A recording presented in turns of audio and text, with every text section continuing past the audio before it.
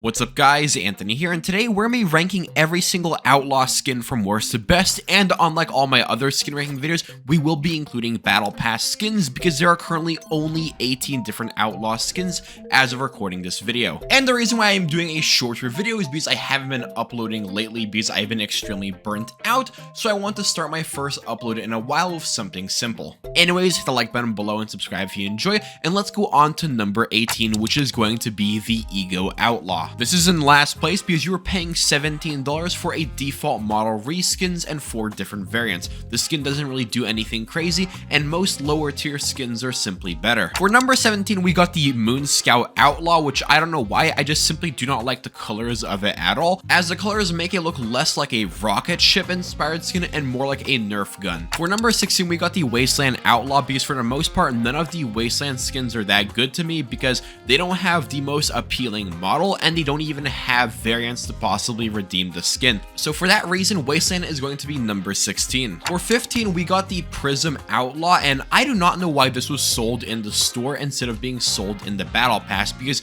yes, the first Prism skin line and the second one was in the store, but when it came to Prism 3.0, the one of variants, that was sold as a Battle Pass collection. So I am very confused why they also sold this in the store instead of making a Prism 4.0 in the Battle Pass.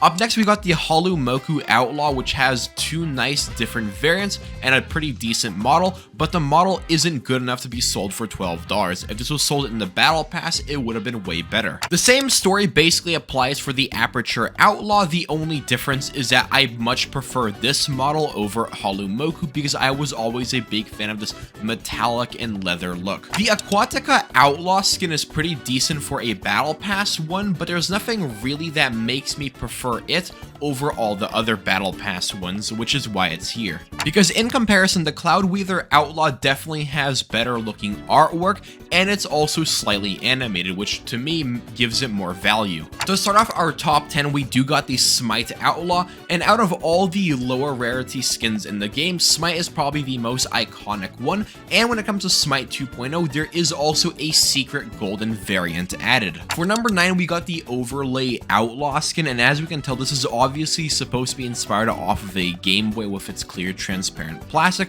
I like the custom model, but I do think all these skins above it are better. For the Atlas Command Outlaw, I am very mixed about the skin because on one hand, I do like how it looks and the fact that it is canonically one of the weapons an enemy faction uses in Valorant.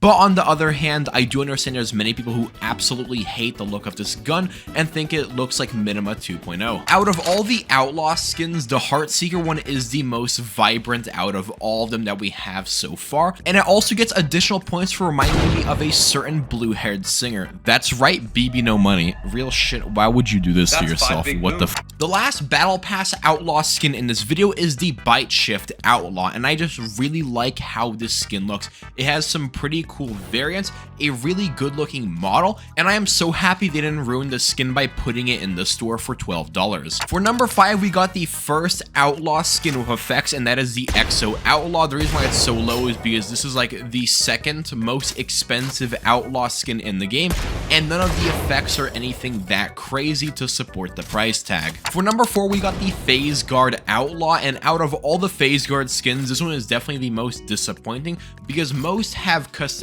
inspects, custom reloads, and custom pullouts. The Outlaw only has a custom inspect, and even that is nothing crazy. For number 3, we do got the Araxis Outlaw, which does have this really cool Araxis flap effects on the side of the gun whenever you pull it out, reload, etc. But the reason why it's not any higher is because I just prefer the sound designs on all the skins above it. For number 2, we do got the RGX Outlaw, and fun fact, this was the first Outlaw skin with actual upgrades given to it, so it does have a special place in my heart for that. But it also just has really good effects, that being the fact that it has a kill counter, and you can also change the color of the lights on the skin. Like, no matter what gun you get it, RGX will always be a consistently good skin. But in my opinion, Bolt is simply better because it has a better animated effect throughout the entire gun, that being lightning. It has, in my opinion, a better inspect effect, that being that not only can you change the colors of the gun, but you can also spam inspect the gun to make it cycle through all the colors. Add on a cool kill effect and finisher, and you got the best Outlaw skin in the game currently, and it's on the more cheaper end. That's my list. Comment down below if you have a different opinion, and subscribe because you subscribing would help me out a lot and I need to pay my bills. Anyways, I'll see you guys all in my next video. Goodbye. What? Huh?